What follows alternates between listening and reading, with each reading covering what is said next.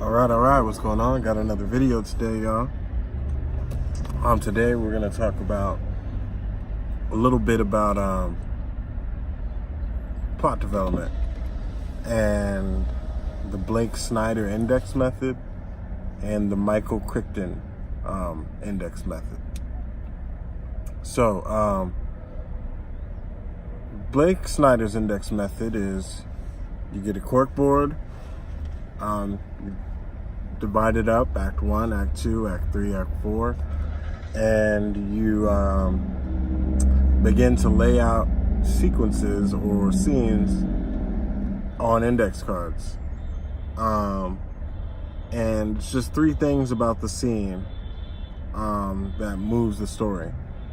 So, and what it's supposed to show, and you just get those 3 points and you begin to place them into where you think they should go on the story, and eventually you'll have them all in order from Act 1 to the end, Act 2 to the end, Act 3 to the end. And that allows you to see the whole of your story, in its form. And it also allows you to see where some parts are stronger, where you got a lot of index cards stacked up, and then where it's a little bit more sparse. So that's really a really quick summarization on that. Then the Crichton method was to keep index cards with you, which is great. I lost a story last week that I thought I wasn't going to forget, and had I had index cards with me, I would have written it down. So, take these index cards with you throughout the day, jot down character movements, dialogue points, anything that just comes to your mind, maybe exposition, and you write them in, and then when you use up all the cards that you have, you dump them in a shoebox, and you keep doing that until nothing else more really comes to you about the story.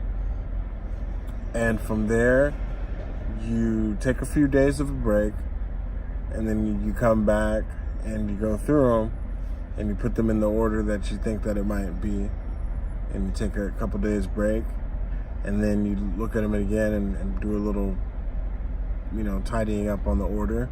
And then when you have that locked and you've toyed with the idea of the story in your head and you've assembled it, you put them in an index card box 1 through the end. And once you have that box of index cards, that's when you sit down at your, word processor or typewriter or whatever, and begin to write. So let me tell you a little bit about my method, which was pretty intuitively similar.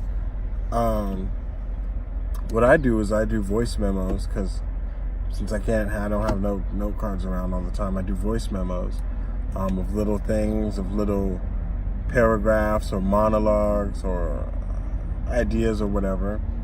And then I try to boil a couple of voice notes and get it narrower and narrower on the points until I get to this point where I'll just say something, like, okay, Los Angeles, Boogie Nights, how it feels to be a winner in the city. And then I'll just start naming all these things that I know I'm supposed to have this character going through and writing about. And then when I have about a good 9 or something, then I can start writing and fleshing out all of those points with some of the dialogue that I had about myself with myself over these voice memos. And all 3 of these methods, what they are essentially telling you to do as a creative is to plot and build your structure for the movement of your spirit first. So then at that point, you have something that you're moving along, that when you're writing, now you can just be a creative. You can just let it flow, You've done the business work, the dirty work of it, which is outlining the plot and doing that and thinking. And then when you actually get to writing, it's just talking, it's actually a little fun, because then you can be really elaborate and quirky and funny and let loose a little bit, because you know what the next point is. And that's the difference between freestyling the next line, the next page, or what happens next, because then you just get this big, long, endless thing of, and you don't know where it's going, so you don't know where you want to hook people in at, because you do need to have a plan to be able to hook people in. Like, okay, this is where people are going to get attached, you know. So for me personally, I'm gonna do my voice memo method when I can. I would like to do the index card method with Michael Crichton's idea. I think I can do something a little bit similar, maybe with less index cards, and maybe my whole story won't be attached to it, because I just don't, I'm pretty busy, so I don't think I'll have the time to even, I don't know, keep a pen around or something, you know, to write. But I don't know, my schedule could change over time and allow me to do that. The next thing I would say is the Blake Snyder method is interesting to me, primarily because of the act structure and the different way of sequencing it. Michael Crichton's method was a little bit more free-flowing, and when things stop coming to you, you just kind of reorganize what you've materialized, where the Blake Snyder method is a little bit tighter into the timeline of what you're trying to do. And I mean, this is the difference between somebody who's doing a novel kind of thing and somebody who's doing a screenplay sort of thing, you know, because a novel can be a little bit more free-flowing and have a lot of different elements, and there's no budget restrictions, there's no visual, you know, it's just boom, you just you create this world but I think both of these tactics apply if you're doing a screenplay, if you're doing a novel, if you're even writing a paper, a research paper. When I did research papers in college, it was like mini documentaries with writing. That's how I was looking at it. I was just writing documentaries, and I liked my major, which was psychology. I also liked a lot of other classes I took, you know, so when I found something interesting and I had to do a paper about it, it was really just a matter of going to do the research, you know, living all these experiences, getting the words, and then I would map out what do I want to talk about. And I would create the story in my head first. So, you know, we've been doing these things for a while probably. It's just now you want to think about how to make it as a product, how to make it into a system of productivity, which is, well, I mean, it would have been nice to be being shown that output in school all along. I think it would have been a lot more motivating if they taught us how to tell a story and then taught us how to do papers, right? But they try their best, you know. That's what they would say English literature's for. They're not exactly telling you how to tell a story, but giving you stories to see how other people told stories. So, you know, you take what you can from the education system. You know, I think I went to a pretty poorly funded school, and when I got to college, I was pretty surprised at all the different techniques that some of these kids from private schools or just better school districts naturally had about writing and being creative. So maybe for some people all of this is basics, you know, like, well, yeah, you got to plot your paper before you do a paper, but this video is for everybody who's learning on the journey, you know. Everybody comes from different backgrounds and different you know, socioeconomic and educational backgrounds.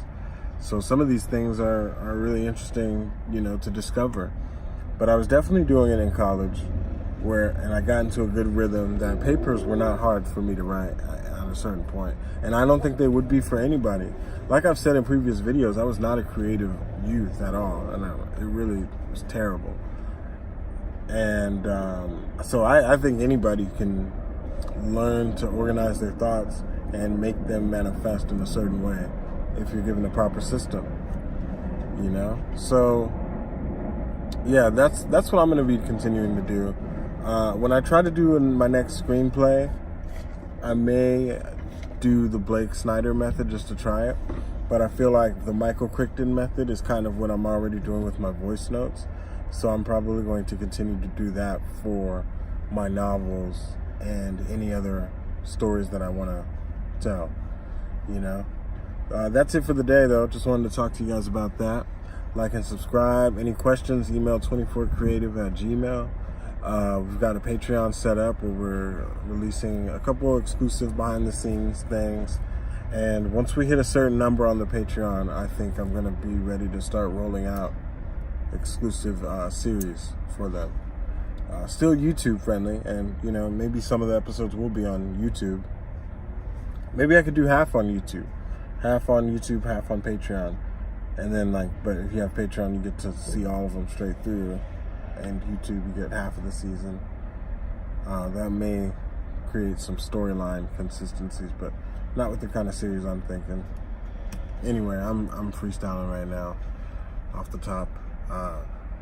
And you know, one thing I also do want to say about that, speaking of freestyling, is while these are systems to work with things, and they do give you a plot and, you know, comfortability of your story, and everything is a little bit more planned, there definitely still is a rhythm of improv that is going to help, you know, because when you're doing these dialogues, you should be improvising it. When you're doing these monologues or any kind of expositions, you're improvising it. So, you know, there's a time to be free-flowing and improvise, and there's a time to get down and get busy, you know, get structured. So, you know, it's really a lot of right brain, left brain going on in a right brain activity, you know. So, anyway, stay tuned. We'll have more.